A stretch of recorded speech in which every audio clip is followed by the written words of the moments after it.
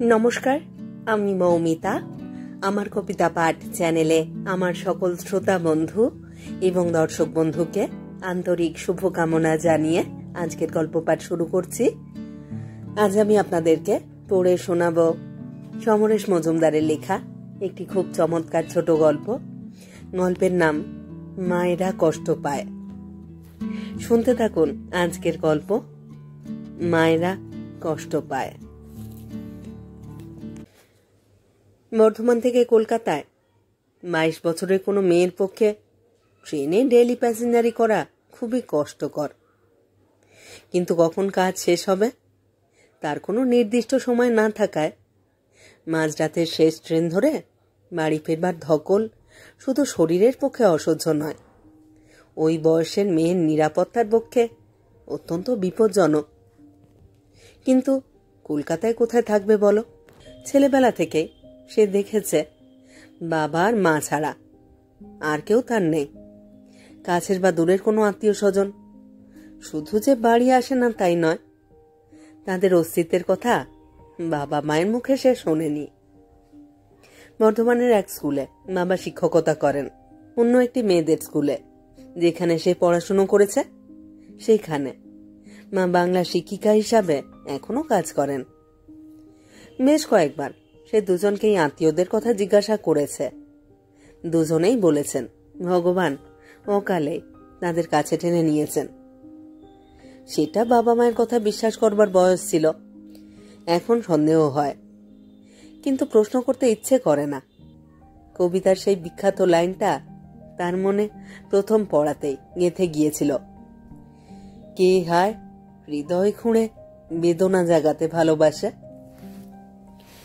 কলকাতায় তাদের আত্মীয় স্বজন নেই, আত্মীয় স্বজনের কোনো অস্তিত্বই যেখানে নেই সেখানে আজ তারা থাকবে কি করে? থাকলে তাদের বাড়িতে কিছুদিন থেকে একটু সড়গড় হয়ে কোথাও থাকবার ব্যবস্থা করে নিতে পারত। এসে মা বলেছিল, পাগল, কলকাতার লোকজন নিজেরাই ঠেসাঠেসি করে থাকে, বাইরের লোকে জায়গা দেবে কি করে? একটাই এখন উপায় হয় পেইং গেস্ট হয়ে কোথাও থাকা। কিন্তু আমার স্কুলের লাইব্রেরিয়ান বলেছিলেন ওরকম জায়গা যে নিরাপদ হবে তার কোনো নিশ্চয়তা নেই। পেইং গেস্টদের তারা এমন ফাঁসিয়ে দেয় যে বেরোবার কোনো উপায় থাকে না। মায়ের চোখের দিকে তাকিয়ে হেসে ফেলল শ্রী। মা, এতে হাসির কি হলো? মা মুখে কিছু না বলে কপালে ভাঁজ ফেলে তাকালেন। আচ্ছা মা, শিবেনের কথা তোমার মনে আছে? কে শিবেন? কলেজে আমাদের সিনিয়র ছাত্র ছিল, আমার সঙ্গে কথা বলে পেছন পেছন ঘুরত, বন্ধু হতে চাইতো, মনে আছে? তো কি হয়েছে? তোমায় ওর কথা বলেছিলাম, তুমি নিষেধ করেছিলে। তখন বলেছিলে ওই বয়সের ছেলেদের বিশ্বাস করলে সারা জীবন নাকি ভুগতে হবে। তোমার কথা আমি শুনেছিলাম মা। কথাগুলো বলে হাসল শ্রী। শুনে কি খুব ক্ষতি হয়েছে? ভবিষ্যৎ বলে কিছু নেই, সারা জীবন আধপেটা খেয়ে থাকতে হতো হয়তো। মা বললেন, মা সেই ছেলে এখন আইএএস করে দিব্যি আছে, ওর বিয়ের কার্ড পাঠিয়েছে। শ্রী বলল, সবকিছু কিন্তু একই ফর্মুলায় চলে না মা। খুব রাগ হয়ে গেলে ডাক্তার বলেছেন মাথা ঠান্ডা রাখতে, রাগের যে কারণ তার সামনে থেকে সরে যেতে। প্রেশার বাড়ছে বুঝে মা সরে গেলেন। মায়ের চলে যাওয়া শরীরকে পেছন থেকে দেখতে একটুও ভালো লাগলো না শ্রীর। তার মনে হলো কথাগুলো বলে যখন কিছুই লাভ হলো না তখন বলবার কি দরকার ছিল। ফোন বাজছে। মা মোবাইলের বদলে ল্যান্ডফোন পছন্দ করেন। বলেন, আমি বাড়ির যেখানেই থাকি না কেন ল্যান্ডফোন বাজলেই শুনতে পাই। শ্রী রিসিভার তুলবে বলে এগিয়ে যাচ্ছিল, পাশের ঘর থেকে মায়ের গলা ভেসে এলো, দয়া করে ফোনটা ধরো, আমাকে চাইলে কে করেছে জেনে নিয়ে বলবে, এখন কথা বলতে পারবো না, খুব মাথা ধরেছে। মায়ের সঙ্গে তর্ক করলেই ওর মাথা ধরা শুরু হয়ে যাবে। দেখে দেখে সে ভেবেছে আর কখনো তর্ক করবে না, কিন্তু মাঝে মাঝেই কথাটা মনে থাকে না। ল্যান্ডলাইনে রিসিভার তুলে হ্যালো বলল শ্রী। হ্যালো। উপাস থেকে একজন বয়স্ক মানুষের গলা ভেসে এলো। হ্যালো, হ্যাঁ, কে বলছো তুমি? শোভা কোথায়? বাড়িতে আছে কি? হ্যালো, আমি শ্রী। ওহো, শ্রী, তুমি শ্রী, আমাদের শোভার মেয়ে? তোমার ছেলেবেলায় তোমাকে দেখেছিলাম। তা তোমার মাকে ডাকো, বলো ব্রজ মামা ফোন করেছে। মায়ের খুব মাথা ধরেছে। যাই ধরুক, আমার নামটা বলতে তোমার অসুবিধে কোথায়? বেশ জোরের সঙ্গেই কথাগুলো বলল ব্রজ মামা। বাধ্য হয়ে রিসিভার টেবিলের উপরে রেখে পাশের ঘরে গিয়ে বিছানায় চিত হয়ে শুয়ে থাকা মাকে খবরটা দিল শ্রী। শোনা মাত্র মা উঠে বসলেন।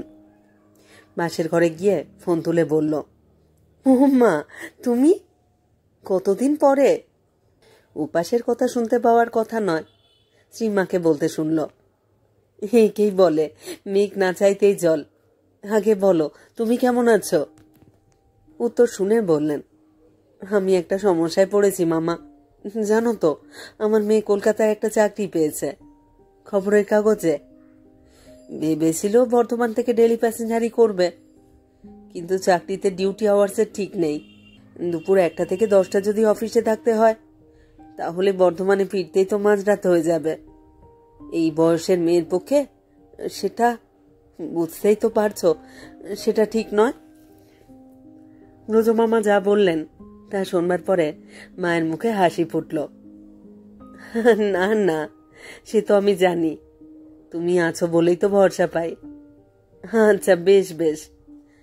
তুমি কি আমার মেয়ের সঙ্গে কথা বলতে চাও? উত্তর শুনে মা বললেন, আচ্ছা বেশ বেশ, আমি বরং কালই দুপুরে ওকে তোমার কাছে পাঠিয়ে দিচ্ছি। কি বললে? আচ্ছা আচ্ছা, জিনিসপত্র নিয়েই যাবে। এখন রাখি। রিসিভার নামিয়ে রেখে মা বললেন, উফ, একেই বলে কপাল। কপাল? কার কপাল মা? পাশে এসে দাঁড়ালো শ্রী। কার আবার? আমার। মা এগিয়ে গিয়ে চেয়ারে বসলেন। শোন শোন, ব্রজমামা ফোন করেছিলেন। ব্রজমামা হলেন গিয়ে আমার মায়ের মাসুতো ভাই, কলকাতায় ভবানীপুরে বাড়ি। ধার্মিক মানুষ, পুজো আর্চা নিয়েই থাকেন। বিয়ের আগে আমি একবার মায়ের সঙ্গে ওই বাড়িতে গিয়েছিলাম। দোতলা বাড়ি, একটা বুড়ো চাকর আর ব্রজমামা ছাড়া আর কেউ থাকে না। তুই খুব নিরাপদে ওর বাড়িতে থাকতে পারবি। ইস, একদম ভুলে গিয়েছিলাম ব্রজমামার কথা। ভগবান আছেন বলেই না ব্রজমামা হঠাৎ আজ ফোন করলো। তুই বরং কাল সকালে খাওয়া দাওয়া করে ওর বাড়িতে গিয়ে ওর সঙ্গে দেখা কর। ওর ঠিকানা কি তুমি জানো মা? শ্রী জিজ্ঞাসা করল।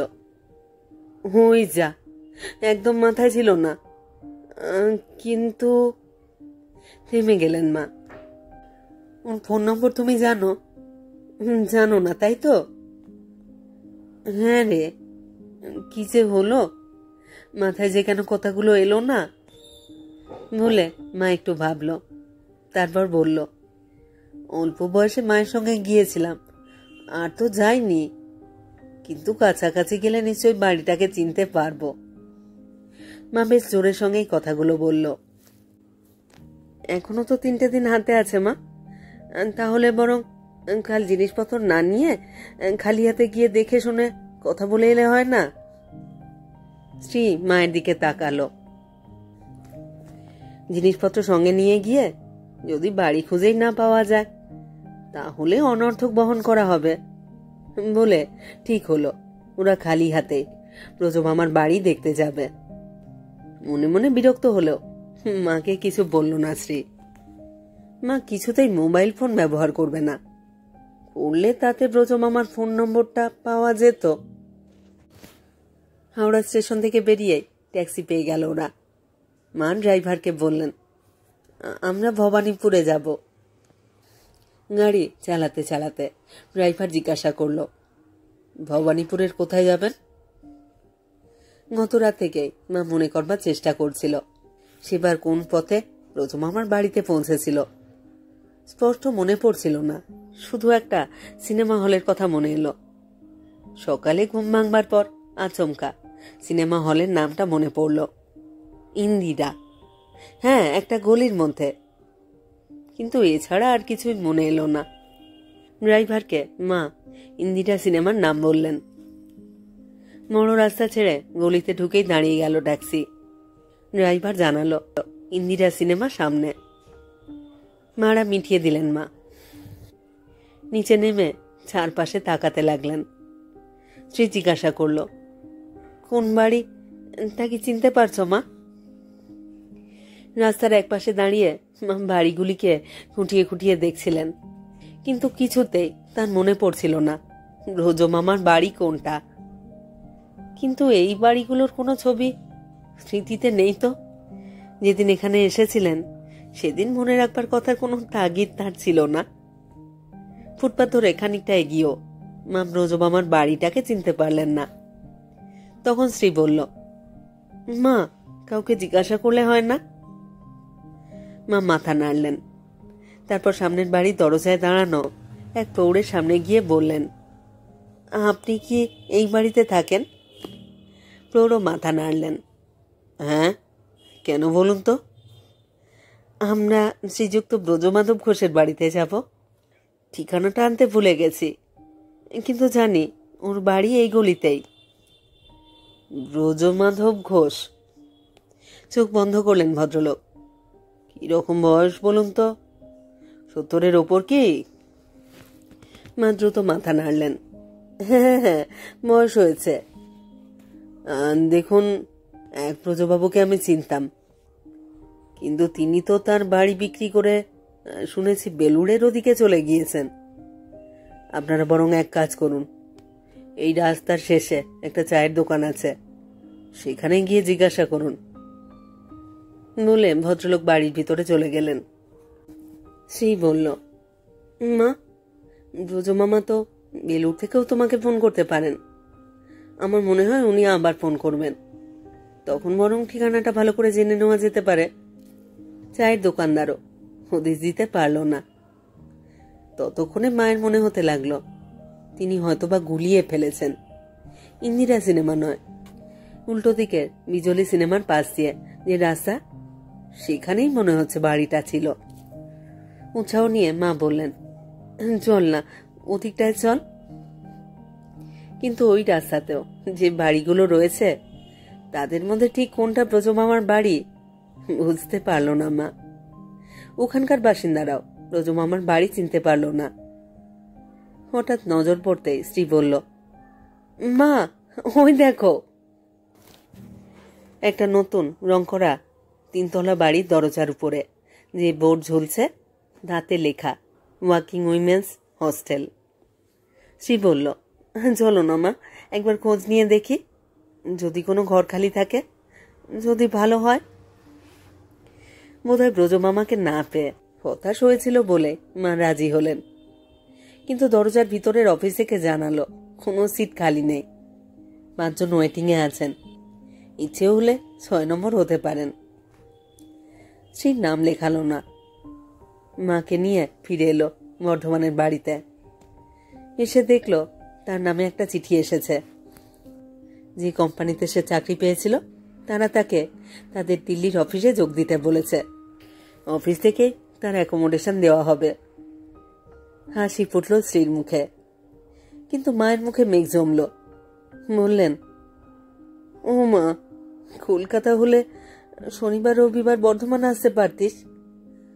দিল্লি, দিল্লি তো অনেক দূর। স্ত্রী কথা বলল না। সে মুখ খুলেই মা কষ্ট পাবে যে।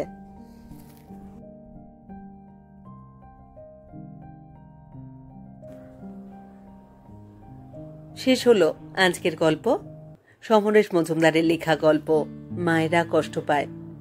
কেমন লাগলো আজকের গল্পটি? কেমন লাগলো আমার পাঠ এবং পরিবেশনা? অনুরোধ রইল তা কমেন্ট বক্সে আমাকে লিখে জানান। আপনাদের মতামতের অপেক্ষায় রইলাম। যদি আমার পাঠ এবং পরিবেশনা আপনাদের ভালো লাগে অবশ্যই একটি লাইক করবেন এবং যদি সম্ভব হয় গল্পটিকে আপনাদের প্রিয়জনের মধ্যে শেয়ার করে দেবেন। আর অবশ্যই অবশ্যই চ্যানেলটি সাবস্ক্রাইব করে সাথে থেকে নিয়মিত শুনতে থাকার অনুরোধ রাখি। সবাইকেই বলছি নোটিফিকেশন অন রাখার জন্য, যাতে প্রত্যেকটি নতুন গল্প আপলোড করার সাথে সাথে আপনাদের কাছে পৌঁছে যায়। সবাই খুব ভালো থাকুন, সাথে থাকুন। ফিরে আসছি খুব শিগগির নতুন গল্প নিয়ে।